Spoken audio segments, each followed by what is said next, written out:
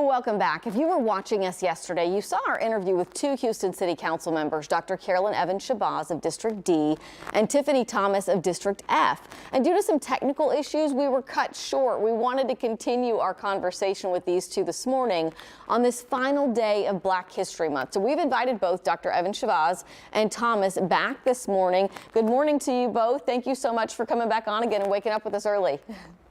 Good morning. Thank you for having having us again. Virtual.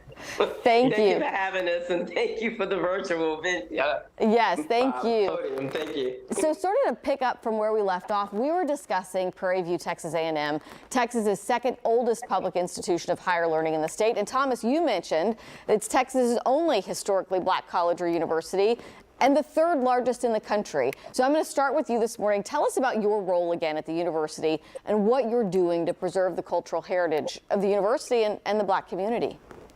Great. Well, we're not the only historically Black college in Texas. We're the only 1890 land grant of HBCU in Texas. And so for me, that's still very powerful because by the very authorization of that university of the Morrill Act of 1890, we have an extension obligation, which we have to have footprint within the whole state of Texas. Texas has 254 counties. Prairie View has a presence in over 25 of those counties where we're in community. That makes sense to me because in the program that I teach in community development in the School of Architecture, I'm turning my classrooms into community labs where we're addressing issues in communities and neighborhoods every day. Actually teaching courses there at the university. Yes. Yeah, very interesting. And Dr. Evans-Shabazz, your grandfather, Dr. Edward B. Evans, was the first president of Texas Prairie View A&M. What can you tell us about his leadership and influence on your public service? And then we do have a clip we want to show, but first I want to give you a moment to talk about that. Wonderful. Councilmember Thomas almost makes me want to go back to school. She's such a phenomenal teacher, instructor, professor, rather. Absolutely. My grandfather's influence was great. I used to watch him. He was always, suited and ready to move forward to help the students. His mantra, as mine, is if I can help somebody as I pass along this way, then my living shall not be in vain. And that has been the focus of my leadership. I certainly know that there are people who really need a voice. And I believe that I shared that my grandfather, although he was the 8th principal and the first president, he was not allowed to go into the Texas A&M boardroom. And he would have to be videoed for them to be able to engage with him. And I think that has greatly influenced me as well, because there are people who do not have a seat at the table. And I believe that is one of the things that motivates me to be that voice because of what he had to endure in his leadership. And so the clip that we found of Dr. Evans was back in 1963, but that's almost unthinkable, I think, to most young people today, that he was the president of Prairie View A&M, but not able to go into the boardroom because he was Black. I mean, that's what you're saying. Absolutely, because he was Black, he was not allowed to go into the boardroom, and he engaged through video. And that, is something to think about, and it's, really disturbing, but at the same time, he did not let that deter him from being and doing what he could to advance Prairie View A&M University and the students. Yeah, and in fact, in the clip that we found in our archives, it was from 1963, he was defending the university and its graduates, its students, after some criticism. We'll take a listen to a little bit of that clip. Prairie View has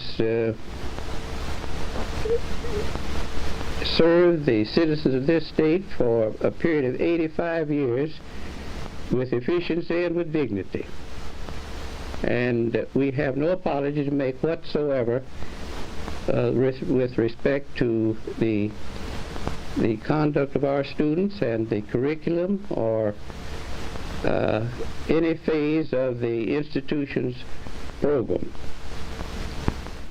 Yeah, did that, Dr. Evans-Shabazz, I'm not sure his length of service or the time that he served as president, but did that ever change during his entire time there at Prairie View A&M? that he Not was to my able to. knowledge. He served as president, I think, from 1948 to 1966. And he also was a part of the establishment of the Southwest Athletic Conference. But one of the things that I happen to have also, I have a picture where he was actually appointed by President Lyndon Johnson as the ambassador for Pakistan. And this is a picture on Christmas morning in 1964.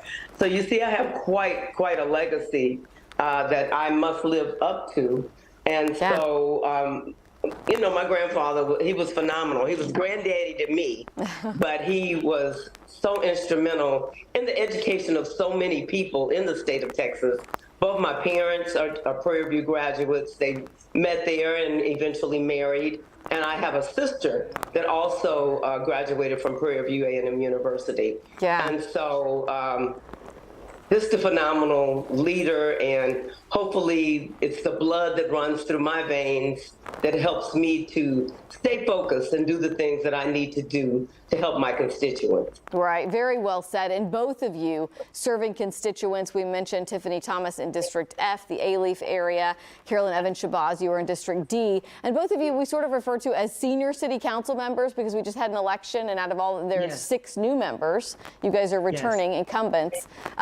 Tiffany, tell us a little bit about, I mean, does that tie in, so your role as city council person, to sort of some of the things that you teach at Prairie View? Absolutely. And I will tell you, there are 2 significant initiatives that I have been able to deploy in my first term.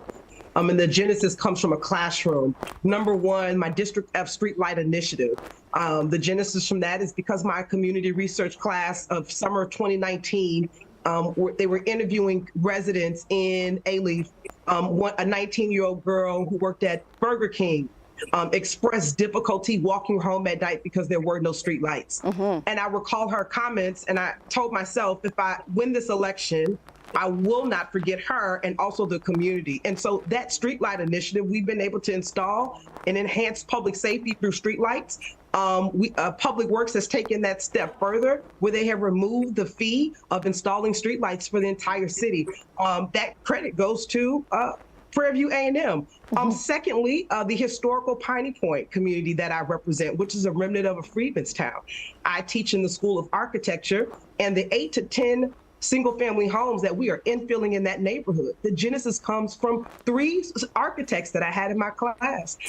They created a mock design of what it could look like to increase housing inventory in a freedman's town. And we're in process to do that today. And I can point to significant classroom assignments that are more than classroom assignments, but they're literally changing the quality of life and fabric of District F. Yeah, I thank both of you for coming on and talking with us both yesterday and this morning, wrapping up sort of our Black History Month, but reminding people of the great work and leadership that you guys are doing every day. Thank you so much, and I hope you guys have a great day.